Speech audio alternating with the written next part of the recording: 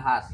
Harry Roque, Maharlika, at Duterte Youth Party List kinasuhan ng NBI. Napanood ko rin sa live mo. Ma'am Erlinda Digala, Miguel, shout out po. Eto na. Dakpin yung Maharlikang luka-luka na yan, sabi ni Mikael. Diba? Ma'am Kalapini TV, hello po. And kay Julie Vicente, hello po. And kay Master GC ng Australia, Brisbane. Miguel, shout out po. So ito na mga kababayan, Maharlika at Harry Roque. Syempre, umpisahan natin ngayon. Yung ating usaping ito. Si Maharlika at si Harry Roque ay kinasuhan na ng NBI ng citing to sedition. Nako, alam nyo ba ibig sabihin ng citing to sedition? Yan po yung kinakaso ng mga panauhin, no? Na kung saan sila po'y nanghihimok.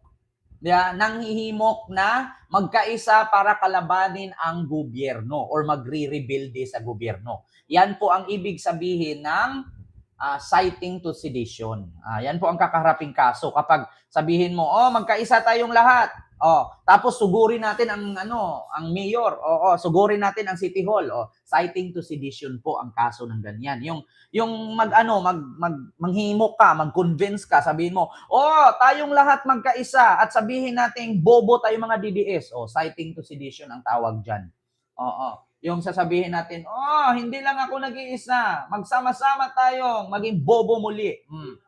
Yan yon, citing to sedition yan. So, ito na mga kababayan, ko lang i-search ko lang at Harry Roque. Ito na mga kababayan. Kinasuhan ng NBI. Naku po. Ito hindi ito fake news mga kababayan. Sinampahan ng kasong citing to sedition.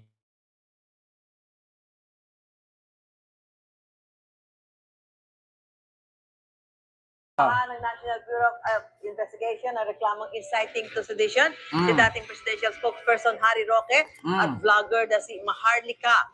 Sabi ng NBI, para yan sa tinaguriang polvoron video kung saan may isang lalaking naglalagay ng tila pulbo sa ilong na ipinakalat noong July. Wait lang mga kababayan i-check ko lang pong maayos kasi may tumawag kasi baka hindi tayo marinig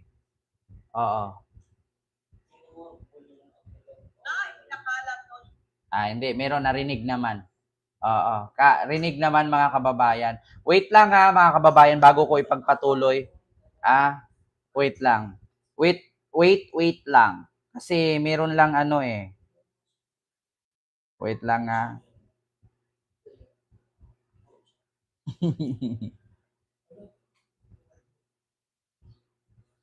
Wait lang kasi may may tumawag kasi sa akin, importante. Kaso lang, sige. So ito mga kababayan ito yung kinaso ng NBI kay Maharlika at kay Harry Roque. Mas lalong sisikip po mga kababayan. Talagang sisikip po ang kanilang mundo ni Hitad at ni Barney. Ito po. Sinampahan ng National Bureau of Investigation na reklamong inciting to sedition, si dating presidential spokesperson Harry Roque at vlogger na si Maharlika. Sabi ng NBI, para yan sa tinaguriang polvoron video kung saan may isang lalaking naglalagay ng tila pulbo sa ilong na ipinakalat noong July 2024. Bukod sa inciting to sedition, inireklamo rin si Maharlika ng cyber libel, computer-related forgery at unlawful utterances. Sabi naman ni Roque sa Facebook, welcome niya ang inihayang reklamo ng NBI. Pagkakataon daw ito para kay Pangulong Bongbong Marcos na patunayan sa korte kung talagang hindi siya gumagamit ng cocaine. Itinanggi ni Roque ang testimonya ng isang resource person sa House Tri Committee na siya ang pinagmula ng polvoron video. Wala pang pahayag si Maharlika tungkol sa mga reklamo. Alam niyo, sa totoo lang mga kababayan, sila na nga yung gumawa ng mali. Sila na nga yung gumawa ng kabulastugan. Sila pa yung matapang. Alam mo itong Harry Roque, sa totoo lang Harry Roque, wala nang maniniwala sa'yo. Bakit? Magpapayat ka muna para paniwalaan kita. Yun lang naman Kung talagang tama ang pinaglalaban ninyo at talagang nasa ayos ang inyong mga nilalabas dyan na kwento, dapat hindi kayo nagtatago. Dapat harapin ninyo. Diba? Kasi alam nyo, sa totoo lang mga kababayan, kung talagang tama ang pinaglalaban nila at hindi fake news. Di ba? Hindi sila natatakot na kasuhan. Dapat hindi sila nagtatago. Di ba? Bakit nandyan kayo magtatago sa Netherlands, sa Amerika? O, kung talagang totoo ang pinaglalaban ninyo. Ito isipin ninyo ha, mga DDS. Kung talagang totoo, yung sinasabi ni Maharlika, ni Harry Roque, at kung sino pa laban sa Marcos administration, bakit nagtatago sila? Ba't ayaw nila harapin? Hindi naman yan sila pwedeng patayin ng gobyerno kasi ang mata ng tao nakatutok sa kanila. Di ba? Oo, Luz Biminda Yap, alam mo sa totoo lang, no, hindi ko naman nila lahat na mga Yap, pero alam mo, bumuwi ka na ng China. Hindi ka bilong sa Pilipinas. Pag sinabi nating Yap kasi, kapag ganyan na, walang maniwala sa akin kasi anti-Duterte ako, China yan, Chinese yan. Umuwi ka ng China, wala kang lugar dito, bakit taasan ko pa yung tax mo, magulat ka. Oo, umuwi ka ng China, wala kang kwenta, Luz Biminda Yap. Pangalan mo pa, Luzon, Visayas, Mindanao, tapos apelido mo, Yap, putang ina mo. Diba? Walang Luz Biminda na nag-apelidong Chinese. Pag sinabing Luz Biminda, ang apelido mo sana, Santos, Reyes, di ba? Gregorio, yan ang mga nasa Pilipinas na bilong. Pero kung Luz Biminda tapos Yap ang apelido, putang ina mo, Chinese ka, hindi ka Pinoy. Yan ang totoo. Sabihin mo sa akin, walang naniwala sa akin, 1,000 na nga tayo mahigit. Di ba? Yan ang totoo. Kayo kasi mga DDS, ito paalala ko sa inyo mga DDS na mga bobo, sinampal na kayo ng katotohanan, nakita nyo nang nakulong na si Digong kasi hindi tama ang kanyang ginawa, digong pa rin kayo ng digong, dukni-ni pa rin kayo ng dukni-ni. Hindi nyo iniisip, nakita nyo nang nakulong yung idol ninyo, sasabihin nyo walang kasalanan, putang ina ninyo, walang pinagkaiba kay Kibuloy si Digong. Sasabihin niyo mabait si Kibuloy, ba't nakakulong? Di ba? Alam niyo mga DDS, advice ko sa inyo para hindi kayo dumami. Kung may mga anak kayong minor de edad ngayon, tahiin nyo yung puki at putulin nyo yung mga titi.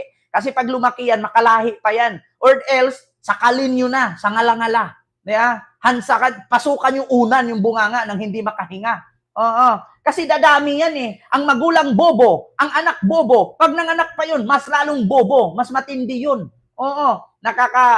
Nakakaano kayo kapag ang pusa? Di ba? Ang pusa at aso, kapag matanda na, mahina na ang rabies niyan. Pag nanganak yan, mas matindi ang rabies. Kaya ganun kayo mga DDS. Kayong nanay at tatay na DDS, patayin nyo na pag may anak kayo. Kasi bakit? Dadami kayong bobo. Mas malala ang kabubuhan ng anak. Sa totoo lang. Yan ang tatandaan ninyo. Mas malala ang mamanahing kabubuhan ng anak. Kasi bobo ang tatay, bobo ang nanay, mamanahin pa ng anak, putang ina, malala, walang future yan. Kayo mga DDS, kung may anak kayo na minor de edad, pagsasakalin nyo na sa ngala-ngala. Pasukan nyo unan yung bunganga ng hindi makahinga. Or else, apakan nyo habang tulog. Apakan nyo liig. Putang ina ninyo. Ang bububo ninyo. Tignan nyo, saan kayo nakakita ng DDS na mayaman? Putang ina, lahat kayo mga DDS, mahirap kayo. Si Sara lang at si Digong ang mayaman. Putang ina. Sinong DDS mayaman dyan?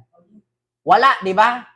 Putang ina. Wala nga DDS na may hitsura lahat pangit. Yung kilala kong ang DDS, nagpagawa ng ilong tapos nagmamariwana. Di ba? Putang inang yan. Hindi nyo tanggap yung kapangitan ninyo. Ituloy natin. Gusto mo bang mauna sa mga balita? Gusto mong mauna sa mga balita? Makinig ka sa mga DDS na fake news. Tingnan mo, Harry Roque, Maharlika, putang ina nyo, sumisikip na yung mundo ninyo. Okay lang sana kung masikip sa inyo, poke, yung mundo nyo ang sumikip. Ang inang yan. Eto na, maraming salamat, Jean Madayag, Villasper, Milano, Kim Pao, sa yung Euro Super Sticker. Thank you so much.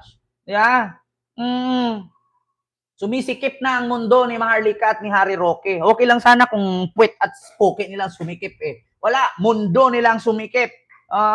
So ito na, speaking of mga fake news, mga kababayan, mga DDS fake news. Ito na ha, Junabi Bungabong, ang pangit ng apelido mo, putang ina mo ka, bobo ka rin na DDS. Ito na, mga kababayan, speaking of fake news, naku, Duterte Youth Party List, my God.